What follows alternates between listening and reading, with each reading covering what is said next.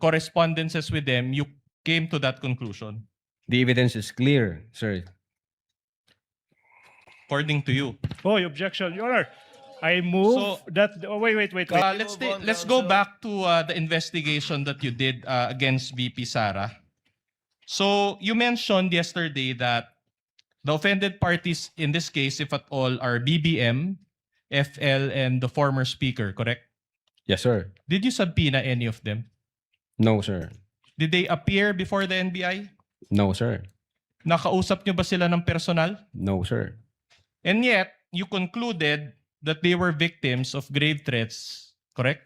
Based on the evidence we've gathered, yes, sir. So without any personal correspondences with them, you came to that conclusion, The evidence is clear, sir. according to you. Oh, objection, Your Honor. I move So- that. Oh, wait. Counsel- We cannot let counsel- this No, pass. that's part I of... move, Your Honor, that the defense counsel, with all due respect, be admonished from stating those unprofessional remarks. We are in front of national TV. No, that's... That is his answer. If you are not satisfied with his answer, please don't lay any value to what the witness answered. Your Honor, may I move that the This is a counsel... reminder. This is a reminder for counsel for both parties. Kindly avoid side remarks. Henceforth, the presiding officer will have it stricken off the record. And whatever question you pose and afterwards withdraw will likewise be stricken off from the record. So as to avoid any attempts at showmanship, usually seen on TV, yes, but will not be tolerated by this impeachment court. Counsels are so reminded. We will comply, Your Honor. Please proceed. To clarify, Mr. Witness, yung NBI subpoena against VP Sara that you issued was her being a respondent, correct? Yes, sir. Pero as a complainant, you did not issue. We issued a letter, sir, December No. 2. As the complainant na siya yung subject naman ng threats, walang subpoena as to that effect. Walang sampina, sir. So in other words, hindi talaga siya naka-explain kasi what you sent out was a letter and not a subpoena. Yung letter is to inform the Vice President na iniimbestigahan din namin yung threat against sa life niya. So therefore, kailangan namin yung presence niya or any information na pwedeng makatulong sa investigation. Yun na nga, pero hindi niya siya sinenda ng subpoena. Isn't it that in a regular case, the prosecutor sends out a subpoena both to the complainant and to the respondent? With the prosecutor, sir? Yes. You're a lawyer, you know this. What When do you file mean, a sir? case before the prosecutor's office, the handling prosecutor issues out sa subpoena sa parehong parties. Ang Tama? alam ko, during the case concert, I think nag-appear yata ang Vice Presidente sa DOJ. Yan, Alright. doon ako na-inform. sir. Okay, I'll move on to a new point. Let's talk about the reversal by the DOJ. Diba? There was a initial finding on February 5 and then it was eventually reversed. Now, would you agree with me that the rectifications that you made for the first affidavit of investigation were procedural deficiencies? Procedural deficiencies. Like the No, TSN, it's part of the case build-up, Your Honor.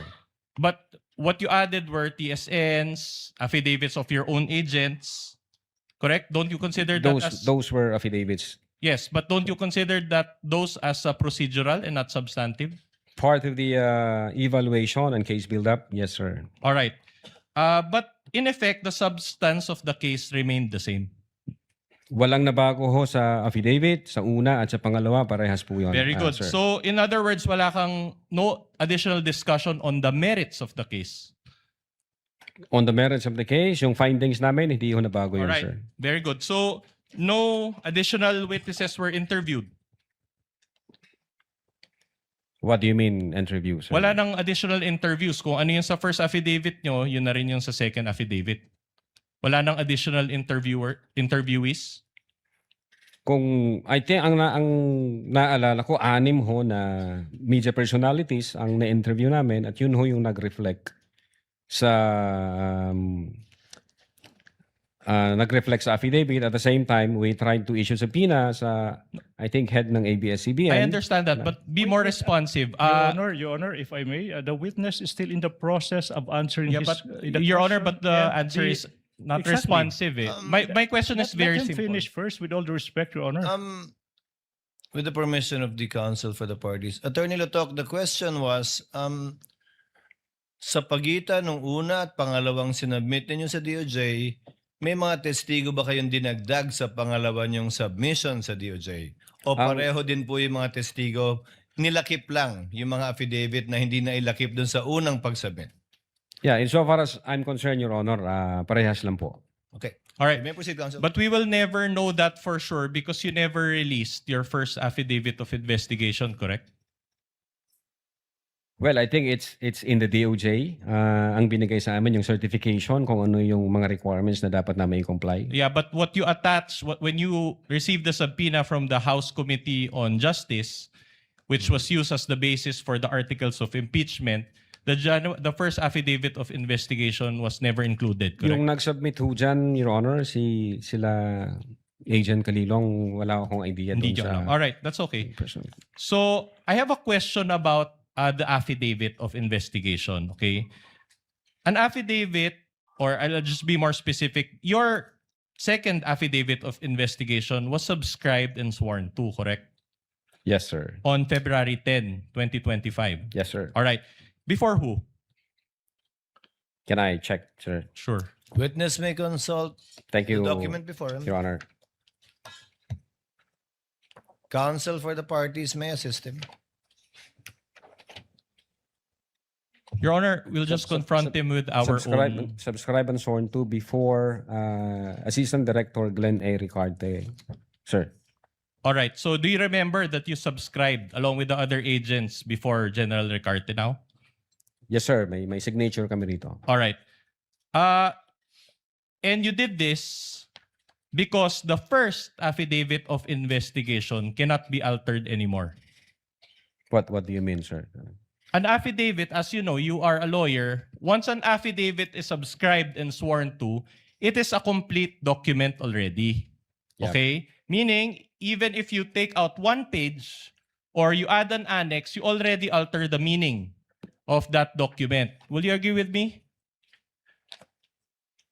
Your Honor, the process is legal evaluation by the prosecutor and case build-up. So pag nakita ho ng No. prosecution, Your Honor, I'm just na- talking about the nature of the affidavit. I'm not Attorney talking Latok, about... kindly answer the question. It's a general question pertaining to an affidavit in general, not this particular one. ano yung question, sir? Okay, an affidavit, once you subscribe and swear to it, that already becomes a, if I take out one page, you cannot alter one paragraph, you cannot add annex. Well, I think kung sinubmit niya na. Pero yung process ho namin, yung evaluation, tsaka case build-up, nag-uusap po ang prosecutor tsaka yung investigator. So sinasabi ng pros, pag may kulang ka, ito. So itong unang affidavit, since may kulang sa mga attachment, ayusin nyo, baguhin nyo, i-comply nyo yung mga requirements. Since yung affidavit na yon is naka-date nung January 30 at magkukomply pa lang kami, anong na-comply namin, nag-submit kami sa DOJ and that is already February 10, 2025. So magkaiba ho yung date. So definitely babaguhin namin yung date. Kasi nga, dumaan kami sa process ng compliance based on... Wait. In other words, when you evaluation. subscribed and sworn to your January 30, 2025 affidavit, you added documents or pages to it? Na ang sabi ko po, sir, ang sabi ng DOJ, may kulang kayong affidavit of authentication, may kulang kayong TSN.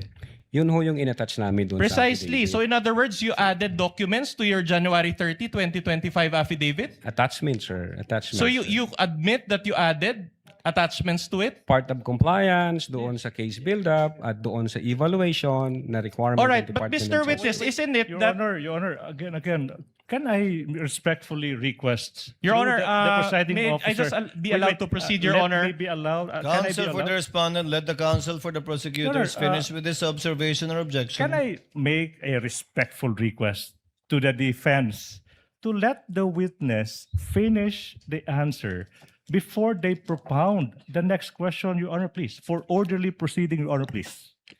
Point well taken. Counsel, please proceed accordingly. And may I also remind the witness, Attorney Latok, kindly answer yes or no instead of yeah and nah. Yes, sir. Sorry po. So that it's Your clearer Honor. for our records. Yes, You Your may Honor. proceed, counsel, for the respondent. So you admit that after you subscribe and swear to that January 30, 2025 affidavit, you added documents to it so that it will comply with the requirements of the DOJ. Is that what you're saying? Attachment based on the requirement of the DOJ, sir. All right, thank Yun you ang for that nilagay namin. admission. Just one last point on this. Can we flash affidavit of investigation? Can we flash page 1? This is page 13, Your Honor, of the AOI's Annex G9 for the benefit or for the guidance of this honorable court. The one that was flashed earlier. Tech is instructed to do so. All right, so this is the first page of the affidavit of investigation. Will you agree with me that this was not received by this particular document as is was not received by the DOJ? I don't have personal knowledge. Ang inutusan ko po dyan, yung executive officers and agent on case na makipag-communicate sa Department of Justice. But you are a co-signer of this, correct? Yeah, insofar as the content of the affidavit. All right. And so you mean to say that you didn't cause the filing of this case with the DOJ? Inutusan ko po ang executive officers at si Agent All right, Kililong but na you- sila mag-process po na dalhin yung referral na yan sa Department of Justice, sir. At any rate, you're smart enough Okay na to po, ma'am. peruse the first page and you can see that there's no received stamp appearing there too, correct? Received from DOJ o by DOJ, sir? By DOJ.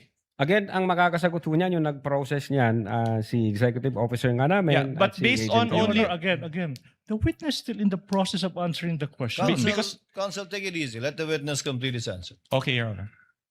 But based as it appears only, as it appears on this document, this is part of the records and also uploaded in the Senate website already last July 12 so that the public can peruse. Annex GGG, this is page 13. Based on this document and observation, can you notice any received stamp on this document?